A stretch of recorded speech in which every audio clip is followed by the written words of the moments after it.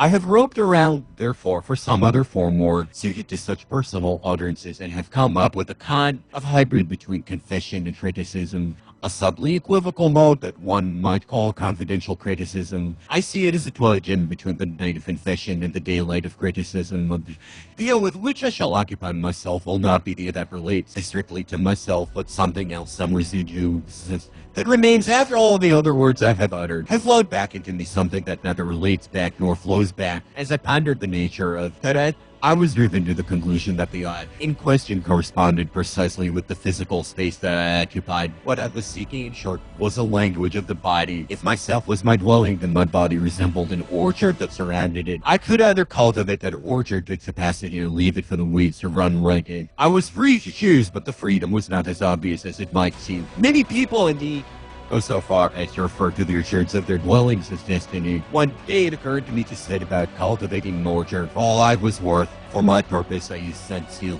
Unceasing sunlight and implements fashioned of seal became the chief elements in my husbandry. Little by little, the orchard began to bear fruit, and thoughts of the body came to occupy a large part of my consciousness. All this did not occur, of course, overnight, nor did it begin without the existence of some deep-lying motive. When I examined closely my childhood, or at least that my memory of words reaches back far farther than my memory of the flesh. In the average person, I'd imagine the body precedes language. In my case, words came first of all, then belatedly, with every appearance of extreme reluctance, and already clothed in concept came the flesh. It was already, as goes without saying, sadly wasted by words. First comes the pillar of plain wood and the white ants that feed on it. But for me, the white ants were there from the start, and the pillar of plain wood emerged terrible already half eaten away. Let the reader not chide me for comparing my prey to the white ant. In existence, any art that relays on words makes use of their ability to convey, of their corrosive function, just as etching depends on the corrosive power of nitric acid. Yet the simile is not accurate enough for the copper and the nitric acid. These in etching are on a par with each other, both being extracted from nature, where the relation of words to reality is not that of the acid to the plate. Words are a medium that reduces reality to abstraction for transmission or reason, and in their power to corrode reality inevitably lurks the danger that the words themselves will be corroded to might be more appropriate. In fact, to liken their action to that excess so much fluids that digest and gradually eat away the stomach itself. Many people will express disbelief that such a process could already be at work in a person's earliest years, but that beyond doubt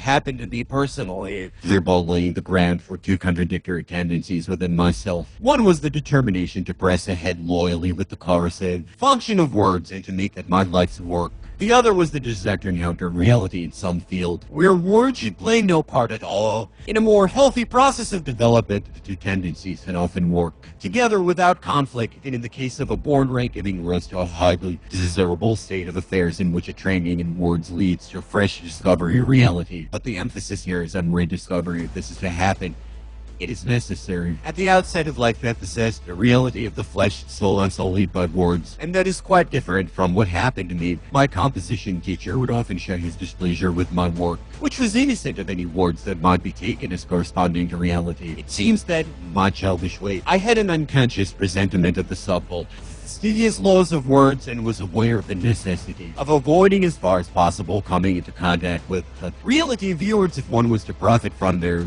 positive corrosive function and escape their negative aspect. If to put it more simply, one was to maintain the purity of words. I knew instinctively that the only possibility was to maintain a constant watch on the corrosive action lest it suddenly come up against some object that might corrode.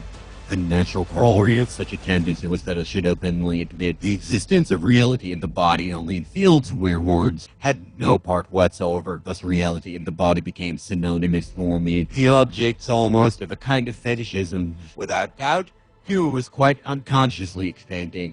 My interest in words embraced this interest also, and this type of fetishism responded exactly to my fetish for words. In the first stage, I was quite obviously identifying myself with words, and setting reality, the flesh, and action on the other side. There is no doubt either that my prejudice concerning words was encouraged by this woefully created antinomy, and that my deep-rooted misunderstanding of the nature of reality, the flesh, and action was formed in the same way. This antinomy rested on the assumption that I myself, on the outset, was devoid of the flesh of reality of action.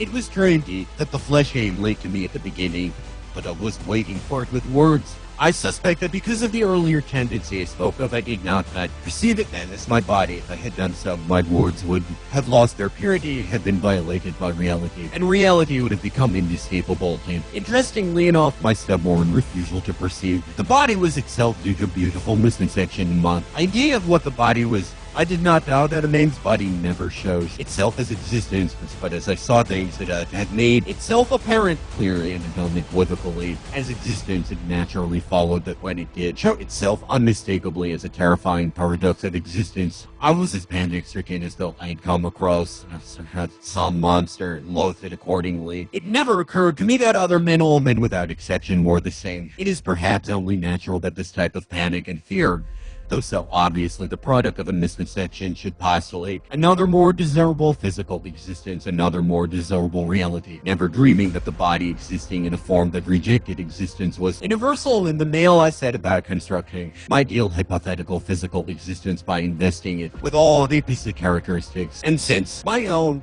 abnormal bodily existence was doubtless a product of the intellectual corrosion of words, the ideal body, the ideal existence must, I told myself, be absolutely free from any interference by words. Its characteristics could be summed as taciturnity and beauty of form. At the same time, I decided that if the coercive power of words had any creative function, it must find its model in the formal beauty of this ideal body, and that the ideal in the verbal arts must lie solely in the imitation of such physical beauty. In other words, the pursuit of a beauty that was absolutely free from coercion. This was an obvious self-contradiction, since it represented an attempt to deprive words of their essential function and to strip reality of its essential characteristics. Yet, in another sense, it was an exceedingly clever and artful method of ensuring that words and the reality they should have dealt with never came face to face. In this way, my mind, without realizing what it was doing, straddled these two contradictory elements and had, set about trying to manipulate them. It was thus that I started writing novels, and this increased still further my thirst for reality in the flesh.